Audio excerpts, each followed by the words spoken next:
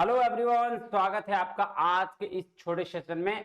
Basically क्या हुआ था, ऐसा है, देखिएगा जी, कल के वीडियो में जो मैंने एनालिसिस कराया था क्वेश्चंस का, है ना, उसमें मैंने स्टार्टिंग में कहा था कि देखिए मैं भी इंसान हूं, मेरे से भी गलतियां हो सकती है।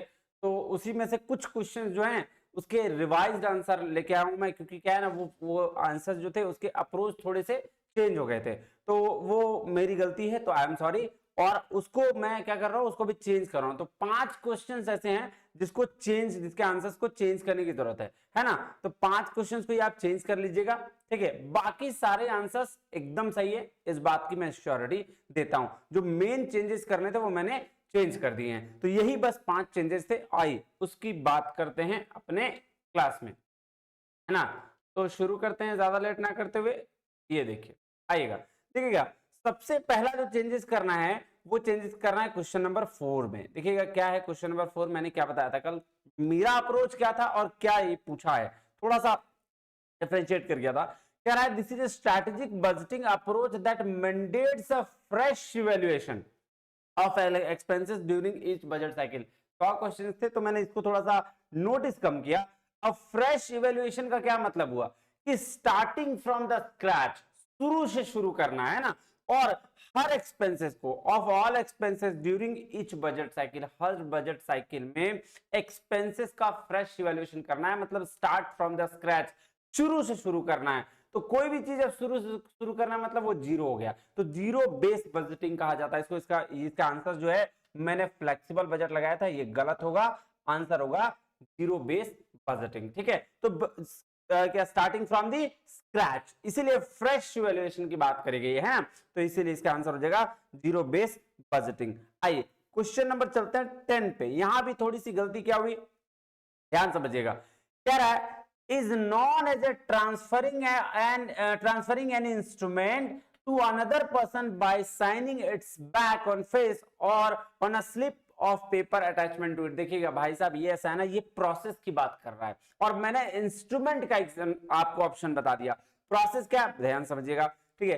प्रोसेस है ना, पूरा कोई भी एक इंस्ट्रूमेंट जिसको ट्रांसफर किया जा रहा है अनदर पर्सन से, साइनिंग उसके बैक पे और फ्रंट पे भी, ठीक है। और उसके साथ कोई डॉक्यूमेंट है तो उसके साथ में, तो इसको हम लोग चेक नहीं कहेंगे, इसको कहेंगे इंडोर्समेंट। क्या कहेंगे, इंडोर्समेंट कहेंगे। तो क्वेश्चन नंबर 10 का आंसर हो जाएगा सी, इसको थोड़ा सुधार लीजिएगा। उसके बाद क्वेश्चन नंबर 11 की बात करें तो इसमें कल मुझे डाउट हो रहा था, मैं देखा होगा आपने, तो इसमें डाउट हो रहा था तो मैंने इसको चेक किया। और इसको चेक करने के बाद मेरे को ये पता चला कि security contract and regulation act SCRA act 1956 में लागू हुआ था, जिसने सेबी को एम्पावर करने की बात कही थी, और उसके बाद फिर सेबी एक्ट बनाया गया। तो आंसर इसका हो जाएगा बी, यानी कि 3। अब चलते हैं क्वेश्चन नंबर 32 पे, आइएगा, ये ध्यान से इसको समझिएगा।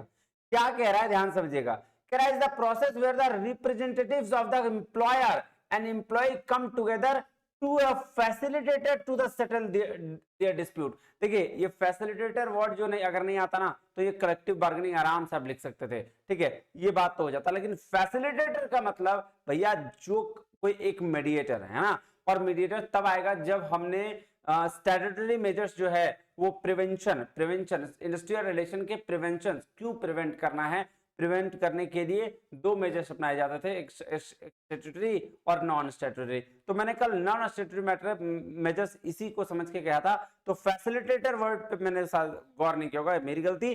अभी क्या है, इसका आंसर हो जाएगा जी कंसिलेशन। क्या होगा, कंसिलेशन, मतलब समझौता कराना, और समझौता कराने के लिए फैसिलिटेटर होना चाहिए। तो ये इसका आंसर 32 का हो जाएगा बी।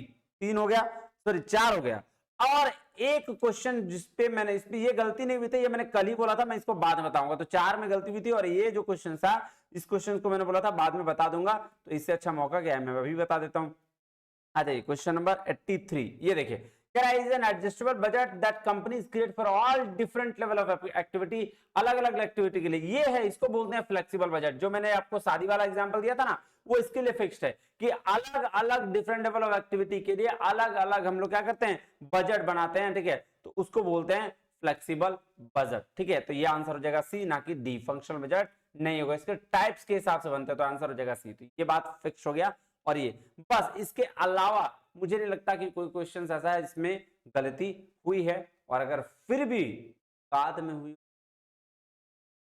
वैसे हुई नहीं है, बात श्योर है। ठीक है, चलो तो मिलते हैं फिर अगले वीडियो में EMRS की नई सीरीज के साथ, है ना। तब तक के लिए बहुत बहुत धन्यवाद और थैंक यू वेरी मच। जय हिंद।